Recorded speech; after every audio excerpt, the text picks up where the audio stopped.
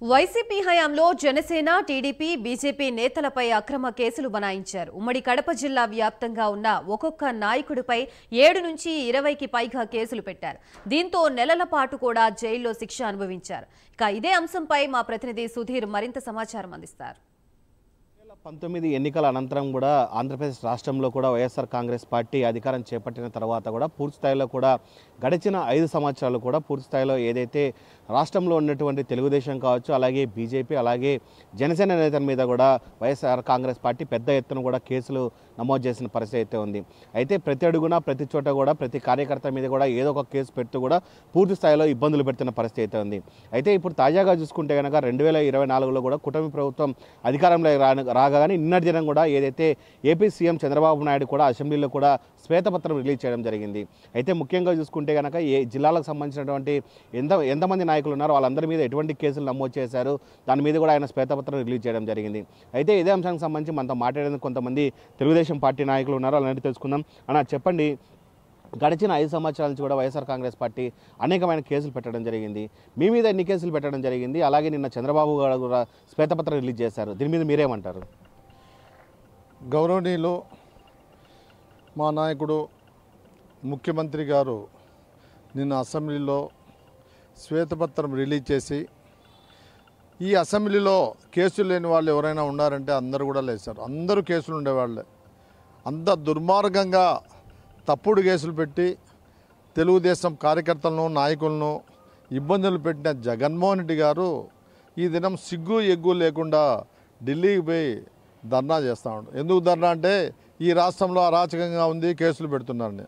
అయ్యా జగన్మోహన్ రెడ్డి గారు, నీ సొంతం బాబాయ్ మీ నాయనకు లక్ష్మణులాగా పనిచేసిన వ్యక్తి, అటువంటి వ్యక్తిని నీ అనుచరులు చంపితేనే ఆయన మీద ఇంతవరకు కేసులు డిటెక్ట్ కాలేదు. సిబిఐ వాళ్ళు చేస్తే వాళ్ళ మీద కూడా కేసులు పెట్టిన ఘన చరిత్ర జగన్మోహన్ రెడ్డికి ఉంది. ఎంతోమంది ఎస్సీలను అయితే రోడ్ల మీద, ఒక డాక్టర్ని అయితే ఆయన ఏమి మాట్లాడినాడు, ఏం మాట్లాడాడని చెప్పి ఆయన అంత పిచ్చోడుగా చేసి అతని మీద కేసులు పెట్టి లాస్ట్కు అతను కూడా చనిపోయాడు. అదేవిధంగా పలమనేరులో రామకృష్ణ అనే ఒక జడ్జి మదనపల్లిలో ఉంటే అతని మీద తప్పుడు కేసులు పెట్టారు.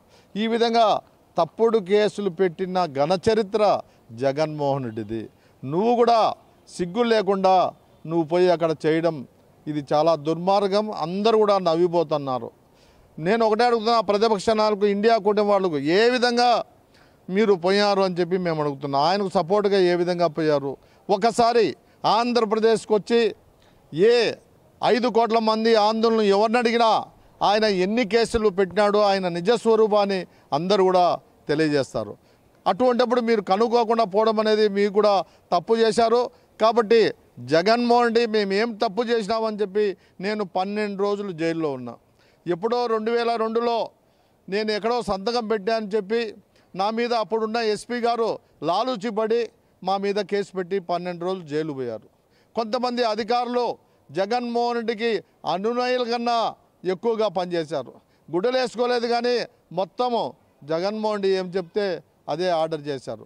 అటువంటి దుర్మార్గమైన పాలన నువ్వు చేసినావు. కానీ మా నాయకుడు అప్పుడు ఇప్పుడు ఎప్పుడు కూడా ఒకటే చెప్తున్నాడు, మీరు అనవసరమైన దాంట్లోకి పోవద్దండి, మీరు లా అండ్ ఆర్డర్ కాపాల్సిన బాధ్యత మన అందరి మీద ఉంది, ఆంధ్రప్రదేశ్ ప్రజల మీద ఉంది. వాళ్ళేదో చేశారని మనం కూడా చేయకూడదు అని చెప్పి మా నాయకుడు చెప్తున్నాడు. మా నాయకుడు చూసి సిగ్గు తెచ్చుకోండి అని చెప్తున్నా. ఎందుకంటే నాయకుడు అంటే అట్లా ఉండాలి. నాయకుడు అంటే కానివ్వండి, మీరు కొట్టండి, మీరు తిట్టండి అని చెప్పేవాడు నాయకుడు కాదు. కాబట్టి ఈ రాష్ట్రంలో దుర్మార్గమైన పాలన, రాక్షస పాలన జరిపింది నువ్వు. ఈ దినం అనవసరంగా నా మీద 15 కేసులు రాజంపేటలో ఉంది. కడపలో ఎన్ని స్టేషన్లు ఉన్నాయో అన్ని స్టేషన్లో కేసులు ఉన్నాయి. అదేవిధంగా బద్వేల్లో కేసు ఉంది. ఈ విధంగా పెట్టిన ఘన చరిత్ర నీది. ప్రతి కార్యకర్త మీద కనీసం 5-6 కేసులు ఉన్నాయి. రోడ్ల మీద మేము ధర్నా చేసే కేసు, మేము రోడ్ల మీద మాట్లాడితే కేసు, ఎస్పీ గారిని మాట్లాడితే కేసు. ఈ విధంగా దుర్మార్గమైన పాలన చేసి నువ్వు ఈ దినం సిగ్గు లేకుండా ఢిల్లీ నడివీధుల్లో పోయి ధర్నా చేయడం నవ్విపోతున్నారు. కాబట్టి జగన్మోహన్ రెడ్డి నీలాంటి పరిపాలన కాదు. మా పరిపాలన, మా నాయకుడు నిజాయితీ నిజాయితీగా ఉంటాడు. అదేవిధంగా పవన్ కళ్యాణ్ గారు అయితేనేమి, మోడీ గారు అయితేనేమి, ఎన్డీఏ కూటమిలో ప్రతి భాగస్వామి కూడా ఒకటే చెప్తున్నారు. పవన్ కళ్యాణ్ కూడా ఒకటే చెప్తున్నాడు, మనం కక్ష తీర్చుకోవాల్సిన అవసరం లేదు, మీరు ప్రజలకు సేవ చేయండి అని చెప్తున్నాడు. అదేవిధంగా మోడీ గారు కూడా ఈ దినం ఈ రాష్ట్రాన్ని ఆదుకుంటున్నాడు. మనం చూసాం, దాదాపు గతంలో ₹1 ఆయన 5 ఏళ్ళు ఆయన చుట్టూ తిరుగుతూ ఉన్నాడు. కానీ ఈ దినం మనకు వచ్చిన 35 రోజుల్లోనే 15,000 కోట్ల అమరావతికి ఇవ్వడం జరిగింది. పోలవరాన్ని పూర్తిగా మేము మా సహాయ సహకారాలు ఉండి కంప్లీట్ చేస్తామని చెప్పడం జరిగింది. కాబట్టి ఆ విధంగా ముందు చూపుతో మా నాయకుడు పరిపాలించాడు. అంతేగాని ఇక్కడ ఈ రాష్ట్రంలో అరాచకాలు కానీ ఏమీ కాదు. వాళ్ళ గలాటలు పడి వాళ్ళు పొడుచుకొని చనిపోతున్నారు తప్ప తెలుగుదేశం వాళ్ళే 3 చనిపోయారు ఇప్పటికీ వైసీపీ వాళ్ళ చేతిలో. కాబట్టి అరాచక పాలన, అరాచకం చేసేది ఎవరని చెప్పి మేము జగన్మోహన్ని నిలదీస్తున్నాం.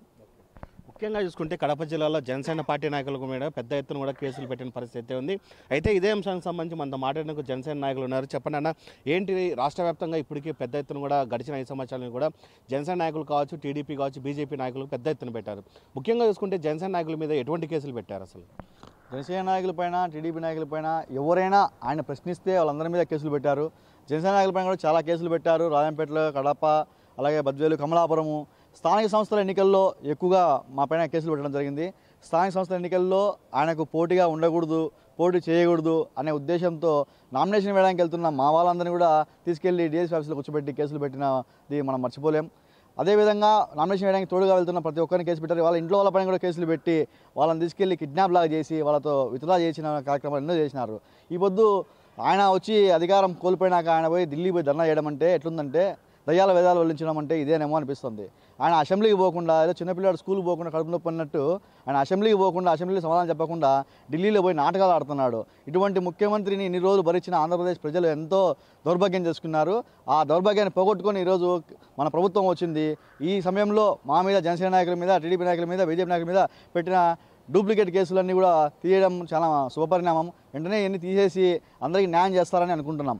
అదేవిధంగా ఈ జగన్మోహన్ రెడ్డి అనే వ్యక్తి ఆయన మీద కేసులు ఉన్నాయని ప్రతి ఒక్కరు మాట్లాడుతున్నారని చెప్పేసి నా మీదే ఆయన మాట్లాడితే ఎట్లా, వీళ్ళ మీద కూడా కేసులు పెడదామని చెప్పే ఉద్దేశంతోనే ప్రతి ఒక్కరి మీద కేసులు పెట్టాడు. వాళ్ళు ఎవరు ఏమైనా ఆలోచించకుండా వాళ్ళ మీద ప్రతి ఒక్కరి మీద నోరెత్తితే కేసు. ఆఖరికి జిల్లాలోకి జగన్మోహన్ రెడ్డి ముఖ్యమంత్రి గారు వస్తూ ఉంటే మమ్మల్ని ఇంట్లో నుంచి బయటకు రానియకుండా ఆపుతారు. ఒకవేళ ఇంట్లో నుంచి బయటకు వస్తాయి దానికి ఒక కేసు. ఇది ఎందుకు కేసు పెట్టాలని మాట్లాడితే దాని మీద కేసులు పెట్టుకుంటూ ప్రతిపక్షాన్ని తొక్కాలని చూసుకుంటూ వచ్చాడు ఆయన. ఈ పొద్దు ఆయన్నే జనాలు తొక్కేసినారు. ఈ కేసులు పెట్టడం వల్ల ఆయన సాధించింది ఏందయ్యా అయ్యా అంటే ఏమీ లేదు. ప్రతిపక్షం లేకుండా చేయాలని చూసినాడు. ఇప్పుడు ఆయన లేకుండా చేసినారు రాష్ట్ర ప్రజలు. ఇప్పుడు ఆయన ఒక 2-3 సంఘటనలు జరుగుతానే అదేదో వాళ్ళే కొట్టుకొని వాళ్ళే చేసుకుంటే దాన్ని కూడా పెద్ద ఇది బూతి చేసుకుంటూ పోయి ఢిల్లీలో ఆయన రచ్చరచ్చ చేసుకుంటున్నాడు.